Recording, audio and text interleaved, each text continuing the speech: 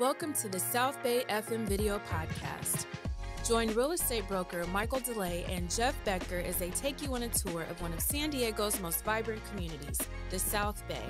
Michael and Jeff delve into the local real estate market and explore topics that matter to current residents, buyers, and sellers. Whether you're a longtime resident or considering a move to the area, this video podcast is your go-to source for all things South Bay. So sit back, relax, and let's shine a light on this amazing community. Hannah's mom, Lindsay, located Saved in America, and then from that point on, we just started working side by side with them. The driving force was honestly Lindsay, who's Hannah's mother. She was the one that introduced us to them, and then from that point on, Frank and I started speaking with each other, and the communication was natural, and we just continued to work with each other. Welcome to another episode of South Bay FM. This is Mike DeLay, your host, and I'm here with Jeff Becker, the co-host. Hey, Mike, how are you? We're doing good. We have an incredible group of heroes here tonight with us. Their group, Saved in America, has done some unbelievable, wonderful things. It's a sad story, but as Mr. Travers has mentioned, it's actually an amazing story when we get them back. And this is a story about people that have been trafficked and saved. And I'd like to turn it over to Joseph Travers. And we're also here with Lisa Cohen, who has brought us, that we've known for many, many years and actually helped connect us all tonight. So thank you, Lisa. My pleasure. And Joseph, can you tell us a little bit about Saved in America? Yes. Excuse me. Saved in America is a nonprofit organization based out of San Diego County. Originally, it was Oceanside County because I was a police fire commissioner in Oceanside 13 years. So that's where it initiated. But then now we're based out of Palma Valley, California. You know, the beautiful acreages and the farms and the countryside. So I'm learning how to do that. from on the sand and going out surfing, out to, the wilderness, now the farming and watching the coyotes, do their thing and all that. So anyway, but it's a lot of fun. So anyway, back in about 2009, I read an article about a young girl named Brittany Drexel. And Brittany went missing from upstate New York, and nobody knew what happened to her. And I come out, I was born and raised in Carson, California. I watched the beginning of the Crips and the Bloods and that whole thing on the border of Compton. And I understand gangs very well. And when I got out of the United States Navy, I went into law enforcement. Went to the LA County Sheriff's Academy in 1980 and then stayed in law enforcement in the 80s. And I worked and saw the progression of narcotics trafficking and the street gang involvement, eventually with then the prison gangs and the cartels, and saw how they took over this narcotics trafficking trade from the late 80s to the 90s to now, where in this country, they all have their routes, and you can't sell drugs unless you have permission from them for distribution, because if you don't, your life is in danger, basically. It's not like, God, I don't know how old you are, I'm 65, so, back in the 60s and 70s, you can get in your mini microbus, VW, and go surfing down to San Diego, buy, a key of dope, right? Sell some nickel bags and pay for it and go on surfing safari, right? Doesn't work that way anymore. Can't do that. So this triad, I call the evil triad, took over this narcotics trafficking. And then around 2008, they decided to take over child sex trafficking and use the same routes that they've already established. So for example, and let me clarify this for you. So San Diego is the number 2 child sex trafficking area in the country. What's number 1? Texas. Texas. Florida's number 3. Well, then go and look and do your study. And our studies in the back of the book from our own Dr. Amy Carpenter, University of San Diego, wrote the study that talks about child sex trafficking and the involvement with street gangs and other organized crime elements. So what happens is that why is San Diego number 2? I'd heard something recently where we were number one, so I didn't. I mean, it's horrible. I didn't even know until 10 years ago that we even had sex trafficking in the United States, and so it shocked me to hear that in the first place. But please, yeah, and even if it's number one, what is it? Because there's more perverted men in San Diego? No, has nothing to do with it. It's because the drug routes with organized crime cartels, prison gangs, and street gangs already have that avenue set. So, and I can tell you about some true stories later, and you just tell me to remember, but HBO Vice went out with us on an operation, and we took a 14-year-old girl under the influence of heroin from a cartel house here in San Diego who was being sold to another gang faction in Las Vegas. And we got her right before they were able to move her. But they recruited her out of Utah and brought her down here for distribution. So you see how that works. It's all these routes. In Texas, of course, is number one in drug trafficking. In Florida is number 3. Is there an estimate of how many people are being trafficked right now? Yes. There's, according to the National Center for Missing and Exploited Children, there's 300,000 runaway or missing kids in this country. Now, according to the study I just talked about with Dr. Amy Carpenter, she proved what we already knew through our operations is between 33 and 40% of all the children, the young girls, the runaways missing are being trafficked. So as we speak, there's 100,000, not foreign children, American children being trafficked in this country. How many again? 100,000. Oh my God. And that's American. Now, we got to know Mark Morgan, the former Border Patrol commissioner for both ICE and the Border Patrol.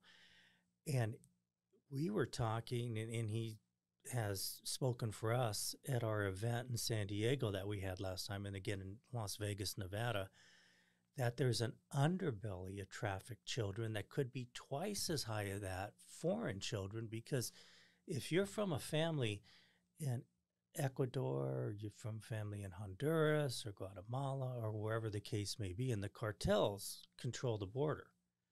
So of course, some of the people that are coming across right now, they would be missing. They would, yeah, they get, they look at the girl. So let's say there's a 13-year-old girl they decide they want. Okay, so who paid them for the 13-year-old girl to go over the border in the first place? That's the coyotes who work for the cartels. So if the 13-year-old goes missing, who are the parents going to call?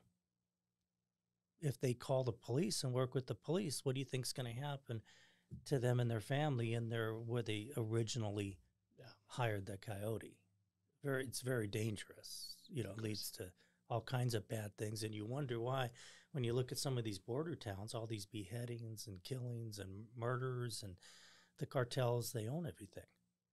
So this is a problem of not just 100,000 American kids, but maybe 200,000 to 300,000 children in this country being sold in modern day slavery in 2023. Which is higher than any point in our history of slavery, if I'm not mistaken. Oh, absolutely. And so what happened, I read this about Brittany, going back to the history. So at the time, and I'm a pastor, so I've had a ministry, a homeless ministry, and a jail ministry, and some others. And, one in Camp Pendleton, which I still do today. And then I have another one for the Frogmen, of course, here in Coronado. But I saw this, and I thought,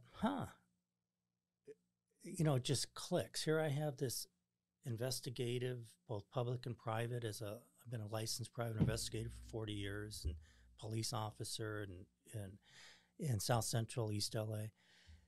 And then I read an article about United States Navy SEALs going overseas and rescuing children from other countries. So I got a hold of these guys. I said, do you understand what's going on in this country? And they had no idea. So I got a hold of Master Chief Kirby Harrell. I don't know if you know about Kirby. Greatest guy in the world. You guys, that's a guy you need on your show. Okay. The last retired SEAL from Vietnam. Wow. I mean, Kirby is a legend on the teams. So Kirby said, I'm here, let's do it. So that's how we devised this plan, and it took a lot of time. From the concept of 2009, we didn't do our first operation until December 2014. Okay. And I'm assuming when you did that, nerves aplenty, but how did it go? Talk about that first operation and how, obviously, I'm assuming it went successfully. Yes, it actually, of the cases that we've taken, we have unbelievably, and I can only say because I don't find the kids. God tells me where they are. He says, Joseph, go this way, that way, that way, and that way. Now, I'm not taking away experience. I'm not taking away education. I'm not taking away any of that. I'm just saying because as a pastor, God equips me and he gives me these talents, and then he says, this is what I want you to do. And then I, okay, it's just a matter of obedience from that point in time. But so it was a 14-year-old girl in Oceanside, California, and we found out later she was trafficked since age of 11. And we ended up working that case and then got her to a rehab. And then she's been in and out. A lot of these girls, they go missing more than once because they want the opiate. Do you see? And you know what happens. I mean, we're talking fentanyl, right? Which is heroin on steroids. Right. And heroin as an opiate is bad enough. How many people, you can ask this. I mean, I talk about how you manipulate these girls, right? So one of the questions I ask an audience is, who wants to go back to junior high school? Zero. And that's when they manipulate these kids because they're going through all these changes, hormonal, everything, mental. I mean, everything's changing around that time. But have you ever met a reformed heroin addict that has stayed reformed? I personally haven't, but I don't know how it works. So. I've been in the business working, like I said, where I used to work and working with narcotics and gangs and all that. I can't, as I'm speaking to you, I can't remember one. I just can't because it's so hard for them. You know, they have to take the, what's that other drug they end up taking? Well, there was Oxy for a while, the OxyContin, which the one they subscribe to a heroin addict so they don't go back to the heroin. I can't remember right now. Yeah. To help them out so they don't go to the opiate. Yes. Methadone, yes. So you need all these other things. So can you imagine getting a young girl like the 14-year-old we were talking about that was enticed through social media to leave her home and her family and friends in Utah to come down here? We had to get out of the house under the influence of heroin. So when you inject into a 14-year-old mind these highly addictive opiates, all the child wants is the opiate, then the predator trafficker has them because they're doing anything for the opiate. I wondered how someone is enticed to leave. It to me, it doesn't even make sense that someone would leave, but I didn't grow up in a household like that. I grew up in a traditional middle-class family where we had our values and we all got along, but we all fought, that kind of thing. And so trying to understand why a person would leave and go down that path, it's the drugs. And I didn't realize that. But yeah, they eventually get to the drugs. Here's a case, a 15-year-old girl in Del Mar. Mom's an attorney. Okay, would you think that she's going to get trafficked? Not at all. No, not at all.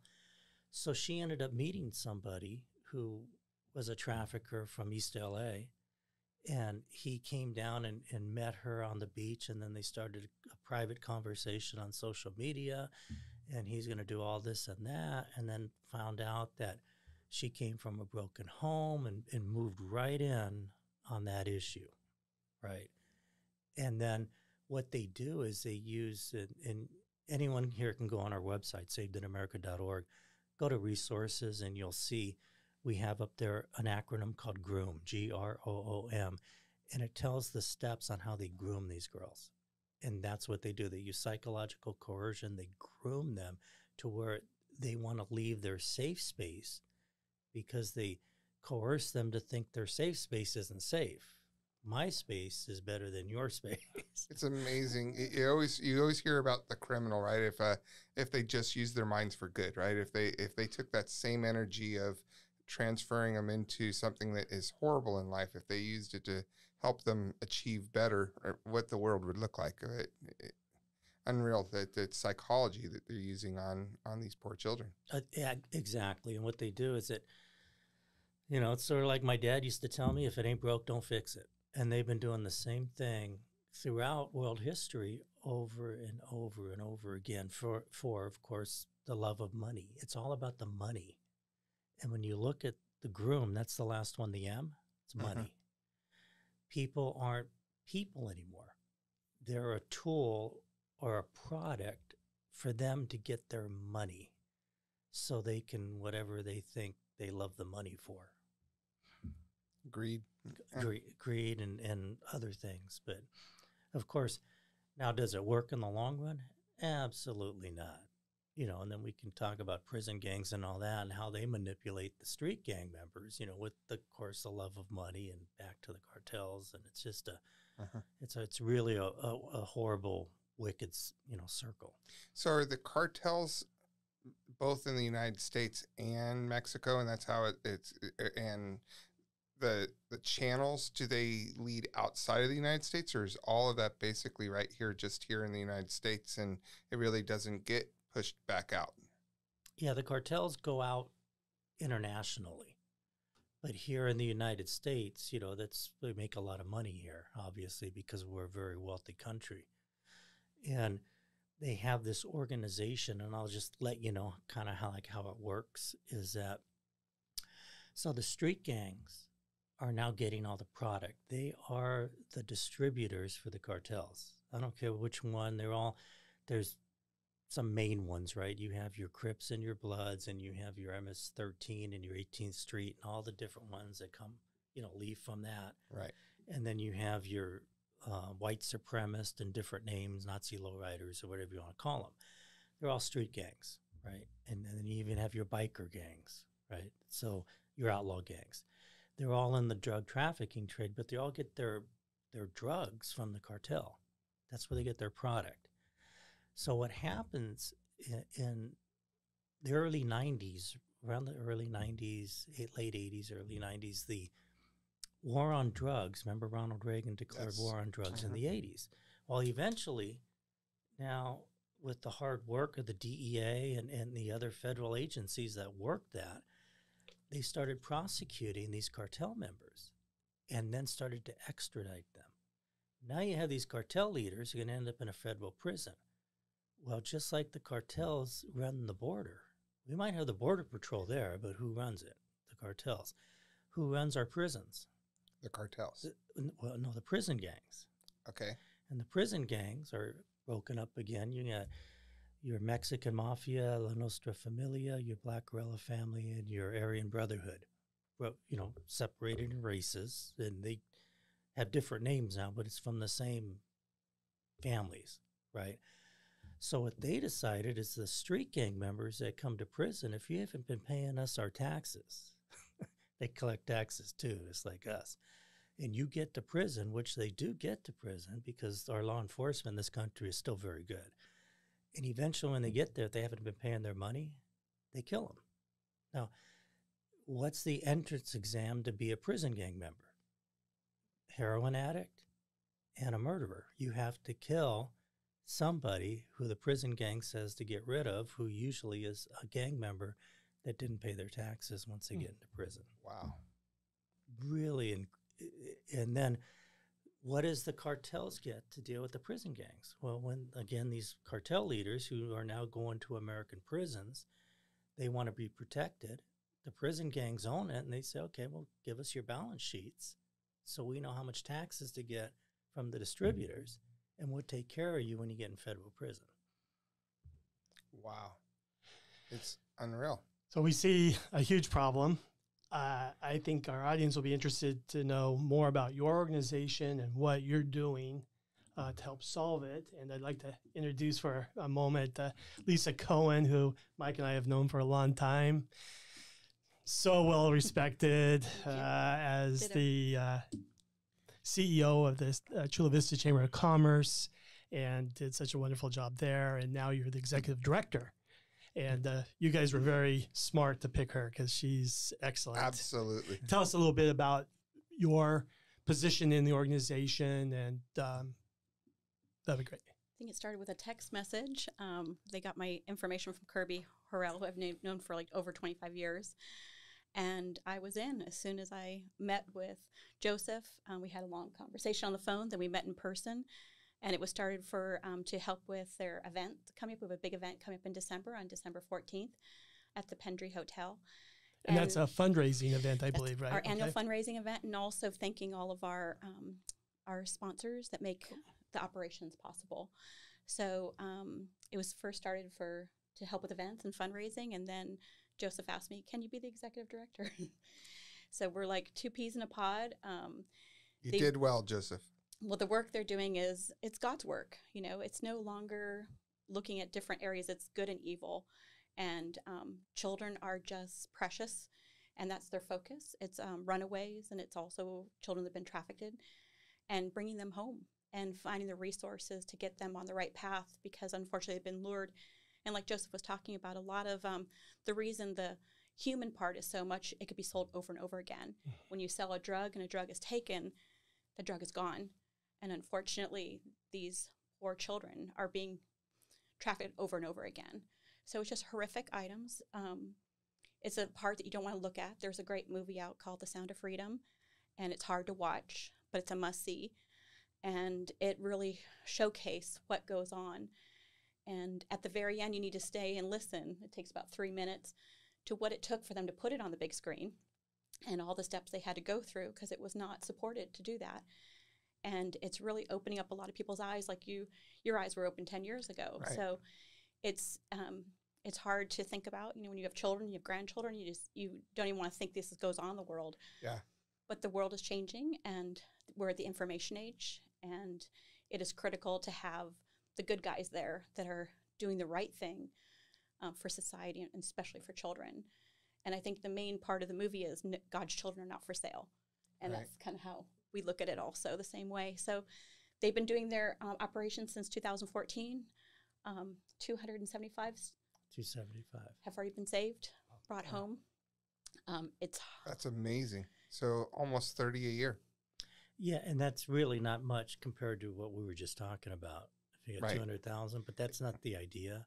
If it's just one, Yeah. If we would have found just one, that's a life. That's changing a life. Yeah. That changes other lives, and Their families get their lives back. exactly. And what Lisa was talking about, we don't just help with the recovery of the children, because we do this. By the way, your audience needs to know this. If you know of someone with a runaway child under 18, call us for free. We'll go find your child.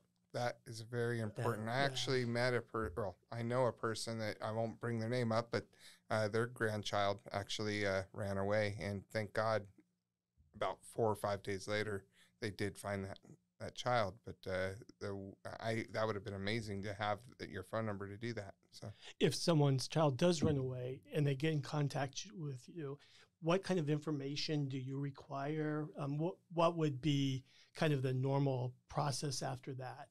You Yeah. come interview the parents, or how does that work? Yeah, all the above. We have a 4-step process where you go savedinamerica.org tab, need our help. Go up there. There's 2 applications. There's a limited power of attorney, so we can, because children have confidential rights in California, so you have to have a limited power of attorney so we can talk to police agencies or whoever, a public agency, about the child. And then we ask that they report the child to the National Center for Missing and Exploited Children and have a police report. Once we have all that, I personally talk to whoever the parent is or the guardian, and then I turn that over to Charm, who's our parent coordinator. And what she does, she's an MFCC. So she takes what is over. an MFCC? I'm sorry. Marriage, family, child counselor, Okay, certified okay, by the thank you. state. And she takes over and takes the family through the process, and it walks them through continually.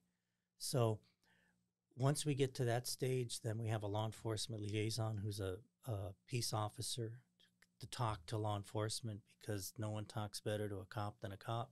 I mean, Right. that's just the way it is. And we have standards. It's on our website under resources, is how we work with law enforcement. And one of the big things is we don't ask for anything from them. We want to give it to them. And we're all trained investigators, and we keep everything in a file that's collected for evidence for both civil filings later. We even got a $500,000 judgment against one predator. So we can do civil filings great. and then give it to whether it's state or federal law enforcement for prosecution. And one of the cases with bad guys in prison 9 years in Nevada, and that was a young girl, 14-year-old from Sparks, Nevada, who we found in Mexico, and then worked together with the Marshals Department and the federal police in Mexico, got her back, and now he's in prison. So anyway, they go and they fill this out. She'll stay with them, have a law enforcement liaison do what he does, and we give it to our social networking and our OSINT intelligence team. And then we go through a complicated series of investigations through open source intelligence. And then once we get a workable lead, then we have we call our former cops and our SEALs, who are all licensed insured investigators. Right. They go out to confirm the lead. And once the lead's confirmed, and then we do surveillance and stakeout, we give all the information to law enforcement. So in all these cases, we've never touched anyone. Now, does that mean that we couldn't? No, we just would rather give it to law enforcement, have them get the girl, get her, reunite her with her parent, and if one of the bad guys is there to get arrested, we have them do it. And then we just work as intelligence gatherers and help them with their investigation. You mentioned earlier, and I also I agree with the statement, but you mentioned earlier that we have amazing law enforcement. But when you talk about, this might be our last question for you before we actually switch it over to Jeff and Lisa talking about maybe how to fundraise and get involved here. But why is it and this will segue into that, but what is it that makes your organization so much more successful in finding children than maybe the police does? And what is the difference? Meaning, why would a person just not call the police versus reaching out to you specifically to help that process? Yeah, we make sure they all reach out to the police. If they haven't, they have to. We won't start their case without a police report. We just won't do it, because the police are the number one place you need to go. The problem is resources, especially with this defund police movement. They just don't have the resources to look for runaway kids. Now, what happens is a girl runs away. So if you don't mind, a couple minutes on a true story. Yeah, please. Yeah, okay, this is the 14-year-old I told you about up in Sparks, Nevada. We got in Mexico. Mm-hmm. She was manipulated online with social networking by an 18th Street gang member down here. He got her to finally agree to run away. Okay, now he's 27. So she, mom comes to take her to school. The window's open and her daughter's gone. Where is she? She has no idea, because the answers are in here. So the police department goes and takes a report, puts the child in the National Crime Information Index. So if someone runs across her, but they don't have the resources to go actually investigate, to go look. So that's where we come in. We try to fill that gap in between for runaways, because as the study, now remember, a runaway, 40% of all runaways end up where? Being trafficked. So we look at a runaway as like a high priority. That's way too high. 40% chance of. That's. I have 4 sisters, and come on. That's just the odds are just. It's almost it's close to half. I mean, if 2 people run away, one of them's going to. One of them's being trafficked, so you need to go look at all the runaways, but they don't have the money, and I don't mind saying this. So, city council members, county board of supervisors, state legislators, federal, you need to budget your police departments to go after runaways. Yeah. Okay, that's what the problem is. It's not the police's fault. Does it become complicated that, if the girl's from Utah, but you're not even sure where she's at, and maybe she's in San Diego. Doesn't that get complicated as to which police department would be in charge of following that up? And that's where you kind of help because you aren't based in just one jurisdiction. Correct. We would go through all over the country. Okay. We don't go outside the country because that's Operation Underground Railroad's job. That's what they do. They do trafficking. So there's another group that helps. Yeah, and that's the Sound of Freedom. That's what we're talking about, the movie with Jim Caviezel, with Tim Ballard. I have not seen the movie yet. Yeah, but former Homeland Security agent. Great organization, wonderful. I could vouch for them. I know for sure they do what they say they do. They've recovered children all over the world, but they don't do recovery here. And that's what we do. That's where you join. That's where we come So in. you're in many ways your sister organizations to one another. Correct. And anybody calls and says they have children outside of the country, that's who I refer them to. Gotcha. As Operation Underground Railroad. So great. How do you get involved? So if a child gets taken, most likely taken, let's say someone runs away, they file the reports, they do the things, they call you, and the investigation leads to they're not around, that they were taken. How do you find out that they ended up, because I'm assuming some Americans end up outside of the United States, just as obviously we were talking about the other way around where people from other countries end up here in the United States. So how do they follow up with that? Or how do you guys trade information to get that? Well, we don't. We've recovered 5 American children that were taken from here in Mexico. So we just go. You go wherever. We go wherever. Oh, so it doesn't matter if they're American. If they're American, yeah. Gotcha. Right. And then the foreign girls we give to OUR because that's their specialty. Gotcha. And that's a different way to investigate, too. I mean, you got to think about it. Here in this country, we're just so privileged. We just don't even realize it. And I've been around the world. I mean, I know bad guys here have constitutional rights. Predators do. Right? Child traffickers do. You know, thank God for this new law, SB 14, with Senator Shannon Grove and our State Senator Brian Jones for trying to make that a strike to sell children. Yeah. Now is what that's all about. So, and actually we're going to give our award, right? Our Child Saved Not Sold annual award. Brian won it a couple years ago, I think, for the other great things he's done. And then now he gets to give the baton to Shannon. So it's wonderful. Yeah. So back to the girls and what happens. So after we get them, then we help them with the rehabilitation because now they need. So you don't stop once you got them. No. And then once we get through the rehabilitation, now we give them scholarships to go to college or vocational school. And at this fundraiser we're talking about, hopefully December 14th, we're just waiting for that last word from our couple special guests. Some great, if you like Mark Morgan, you're going to love our next special guest even more. Oh. So anyway, we present their case and then give them a scholarship. So and this one young girl that we helped in Santa Barbara County, she wants to go into the medical field. She's in college now, and this is how far she went from being gone and missing, 5 years ago now. So. Wow. Awesome. Can we talk about how can people donate and how can people become involved? I understand there's options of being more than just a donator. Yeah, so on our website, we have for donations, takes you right to the page. You can be a monthly donator, get a lump sum, whatever is best for you. Then also we're asking for all people interested in working with us to go on and sign up for our emails so that we get all the information. That way we have you in our database. And then there's a whole section for volunteers. They have to have a background check. There's paperwork for them to fill out, and we'll take them through step by step of what's needed.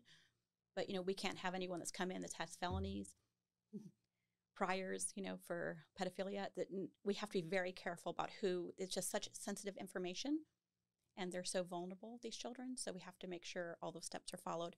Our big event's coming up on December 14th at the Pendry Hotel, downtown San Diego, 5:30 to 8.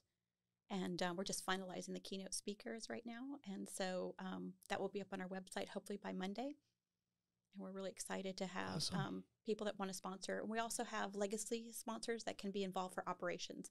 So you can donate and put your money right where it's going to be most influential. You have some parents that just don't have the funds. And, 1 hour without your child is horrific. And then when you're talking 4 days with not knowing anything, we want to step in. The sooner that we can be involved, get the information. We ask the parents don't delete any of their social media accounts, don't delete their cell phones, keep everything live, and then we go from there. What kind of activities could a volunteer help with?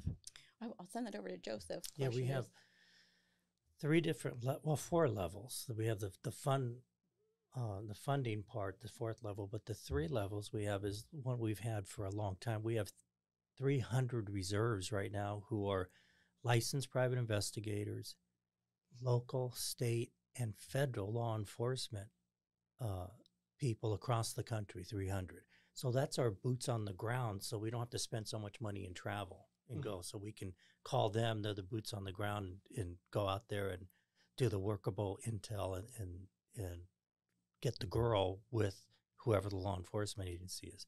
And then that's, you have to be, like I said, a licensed investigator or a current or retired peace officer for that level. The next level we have is we call that certified missing exploited child investigator. They get a designate. They have to study the textbook you have. Then they have to get 90% on the test. So they have to know what they're doing in this arena. Then we have another one, certified missing exploited child investigator. And that comes from a law that Governor Abbott in Texas signed.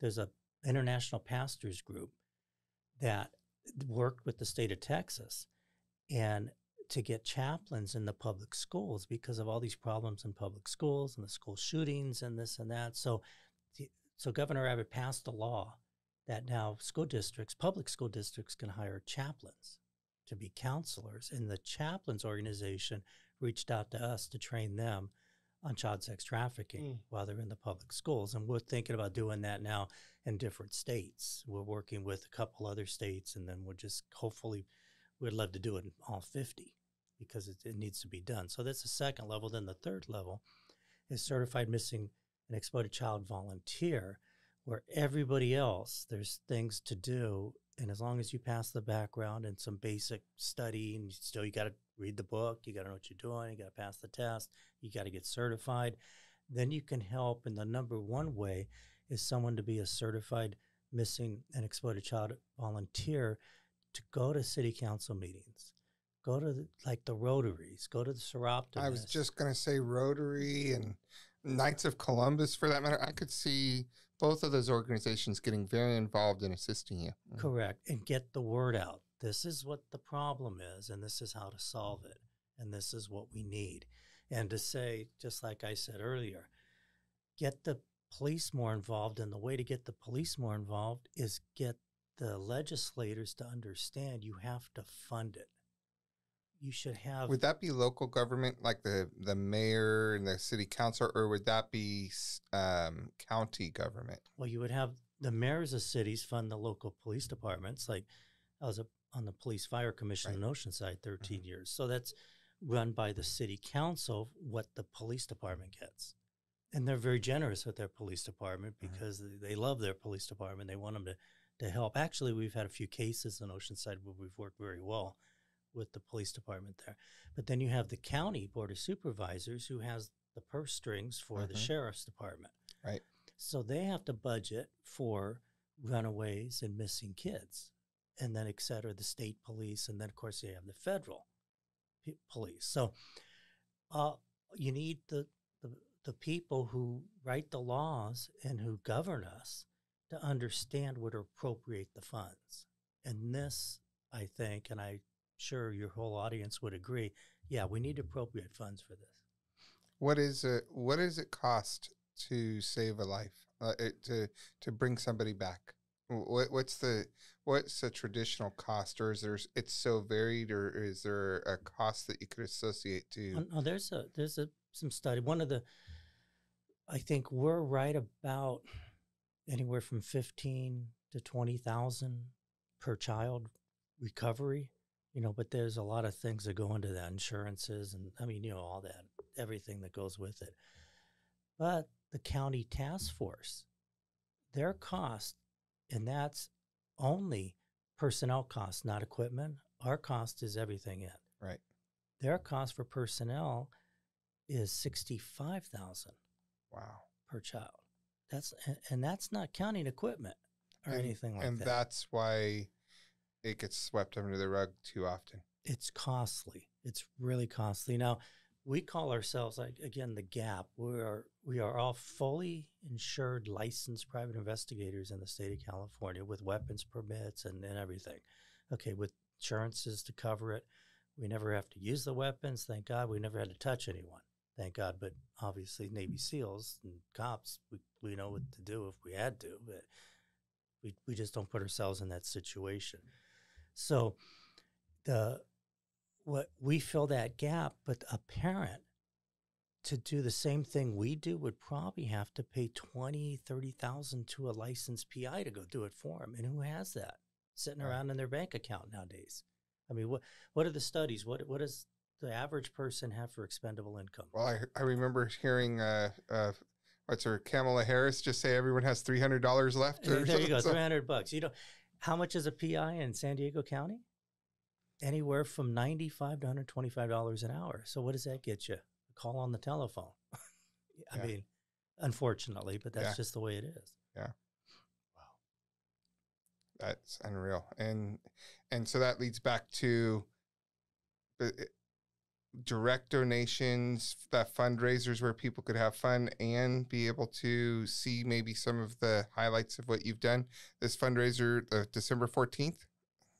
Yeah, December 14th, and we have different levels of sponsorships. And then they can also just donate directly on the website. But it's really important because there's no cost to the parents. We want to keep it that way. We want to make sure that we bring the children home is the main focus.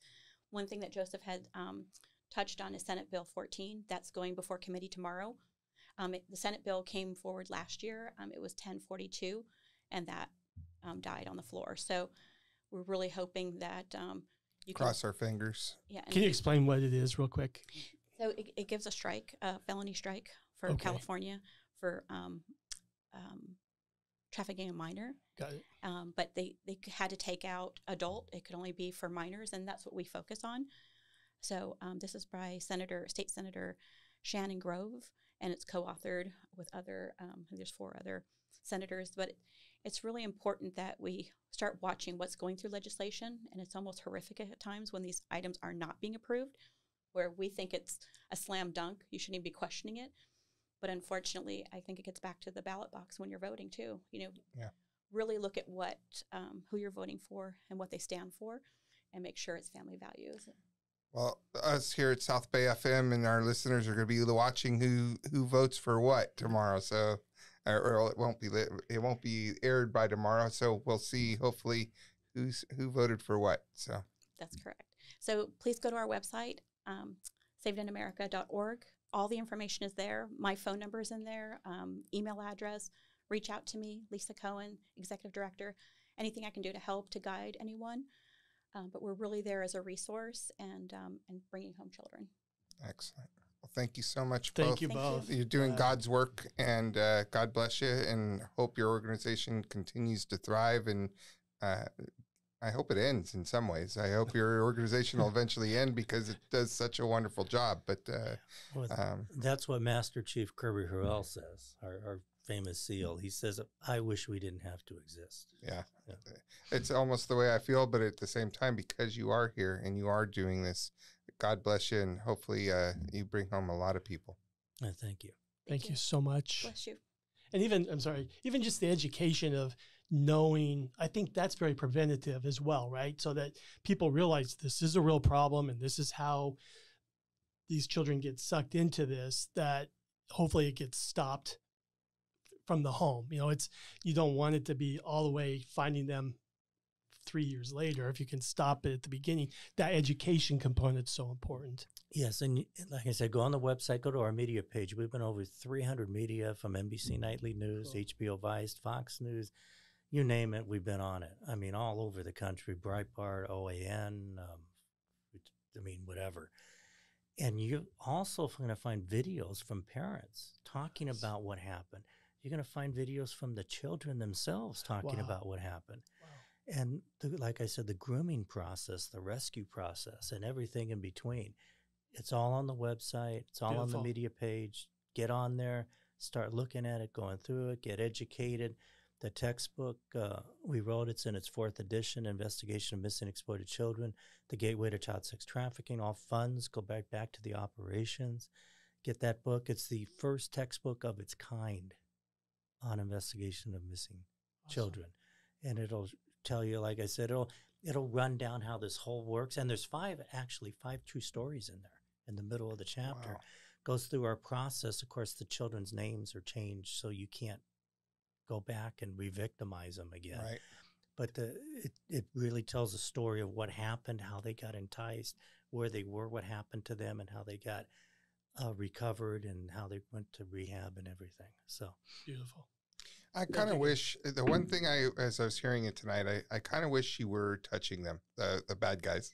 hey, so do a lot of our team members. That's the one comment I have to say.